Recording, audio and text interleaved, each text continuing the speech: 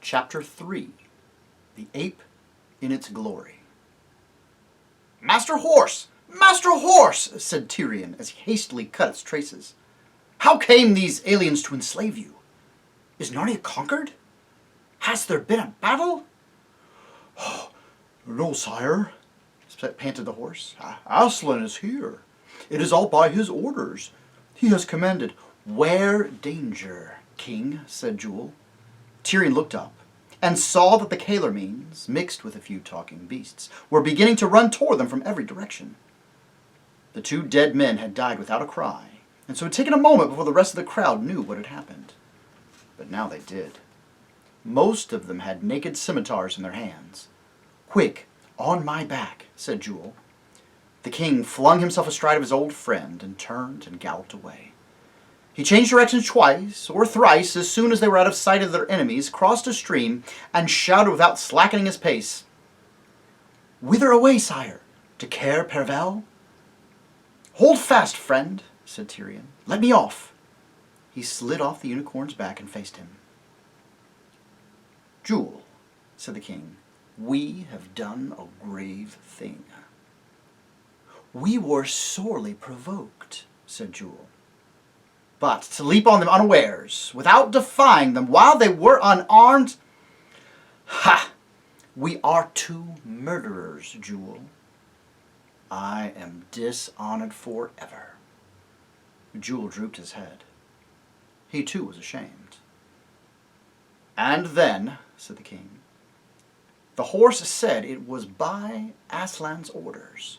The rat said the same. They all said Aslan is here. How if it were true? But sire, how could Aslan be commanding such dreadful things?" "He is not a tame lion," said Tirian. "How should we know what he would do? We who are murderers. Jewel, I will go back. I will give up my sword and put myself in the hands of those Calormenes and ask that they bring me before Aslan. Let him do justice upon me." "You will go to your death, then," said Jewel. "Do you think I care if Aslan dooms me to death?" said the king. "That would be nothing, nothing at all. Would it not be better to be dead than to have this horrible fear that Aslan has come, and it is not like the Aslan we have believed in and longed for?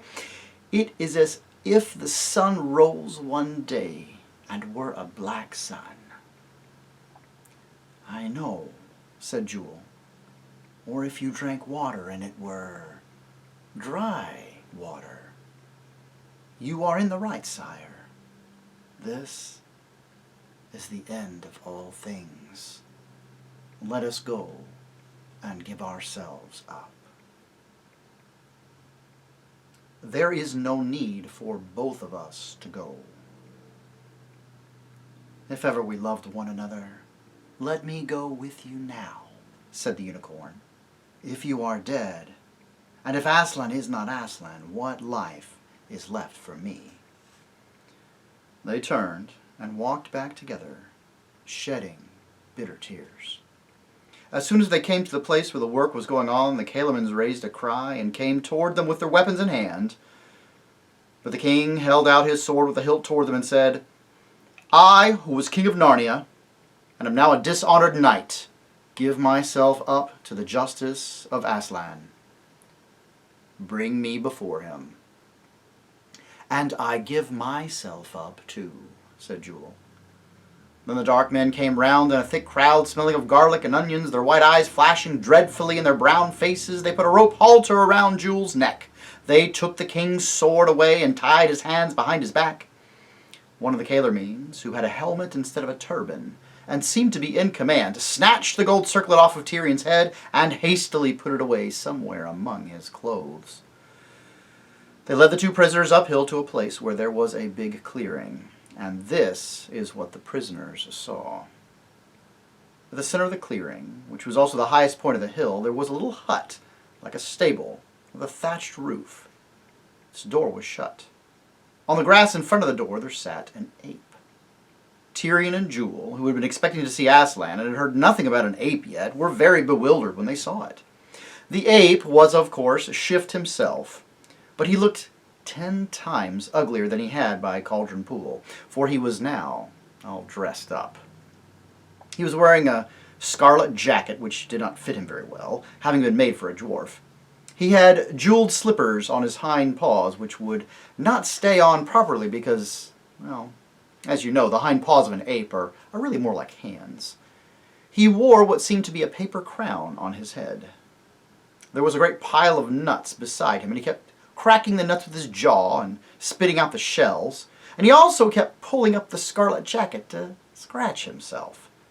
A great number of talking beasts stood facing him, and nearly every face in the crowd looked miserably worried and bewildered. When they saw who the prisoners were, they all groaned and whimpered. "O Lord Shift, mouthpiece of Aslan," said the chief Calormene, "we bring you prisoners. By our skill and courage, and by the permission of the great god Tash, we have taken alive these 2 desperate murderers." "Give me that man's sword," said the ape. So they took the king's sword and handed it, with the sword belt and all, to the monkey, and he hung it round his own neck, and it made him look sillier than ever.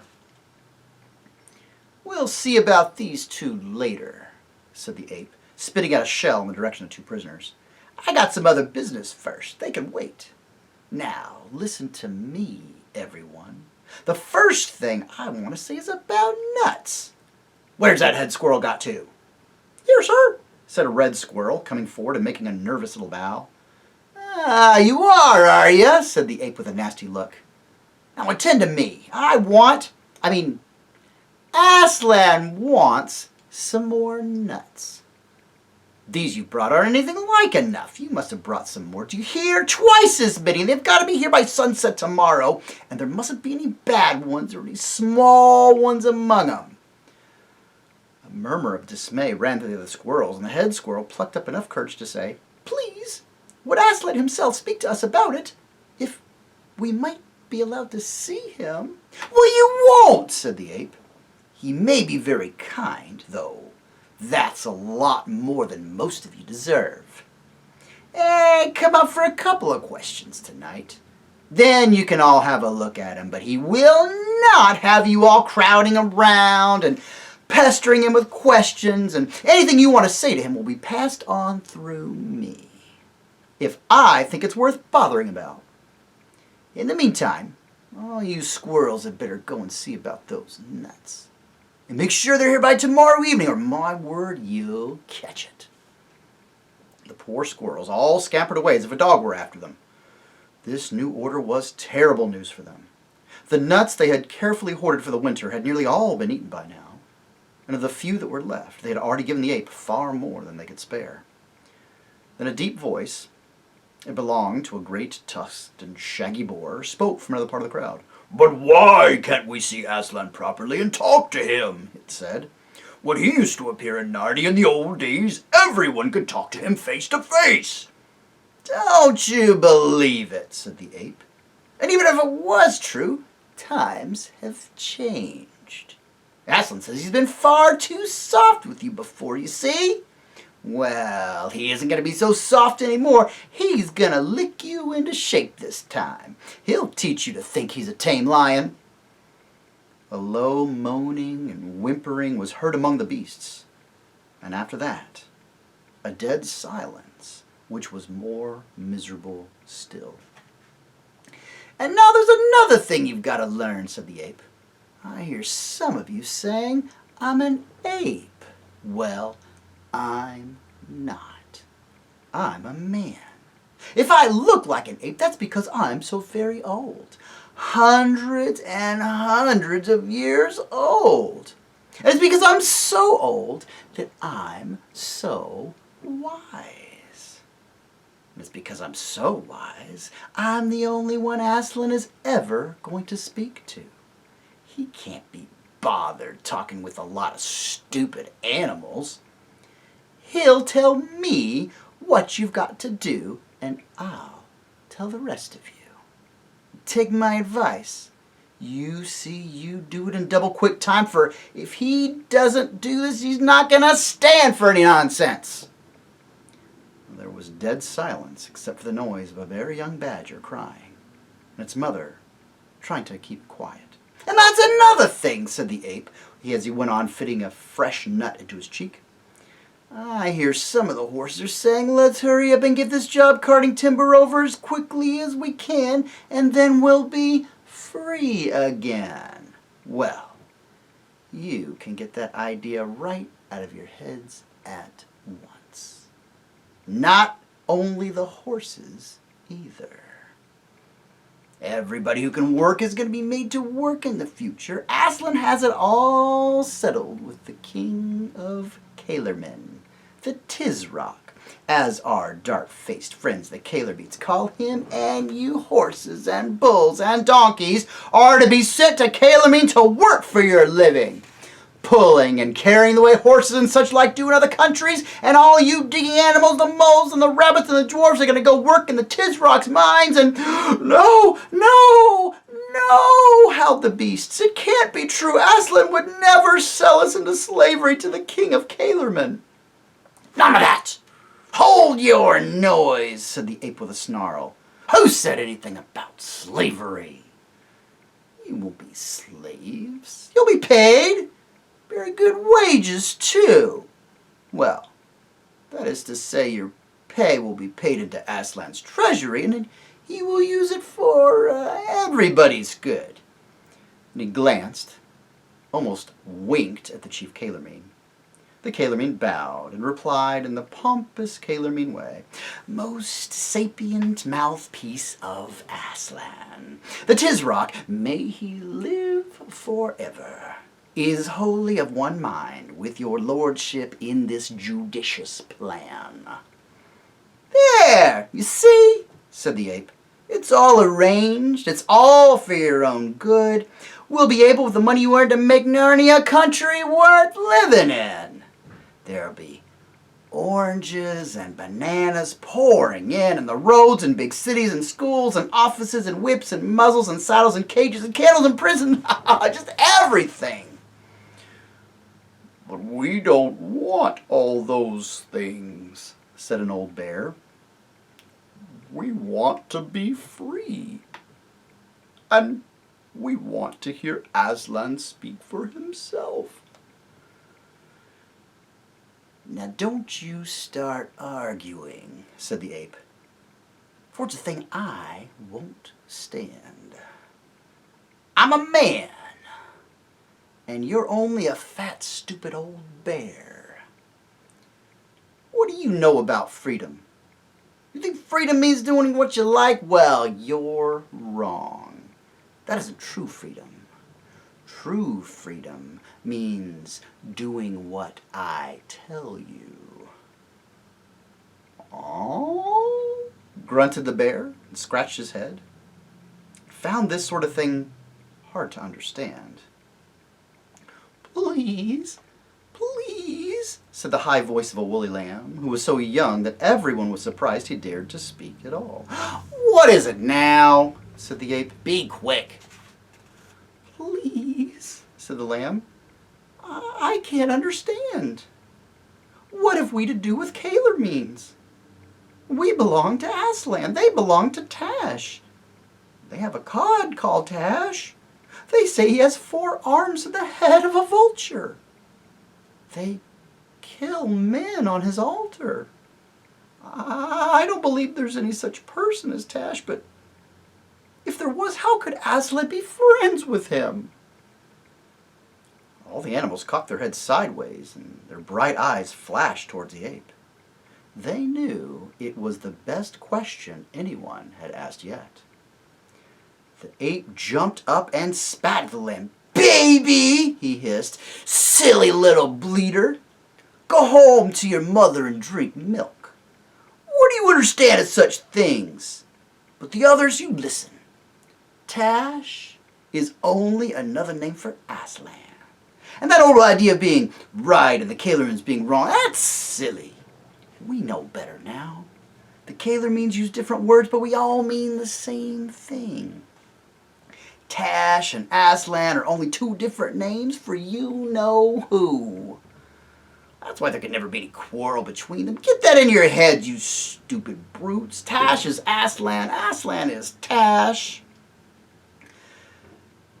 You know how sad your own dog's face can look sometimes? Think of that. And now think of all the faces of all those talking beasts. All those honest, humble, bewildered beasts. Bears, badgers, rabbits, moles, mice, all far sadder than that. Every tail was down. Every whisker drooped. It would have broken your heart with very pity to see their faces.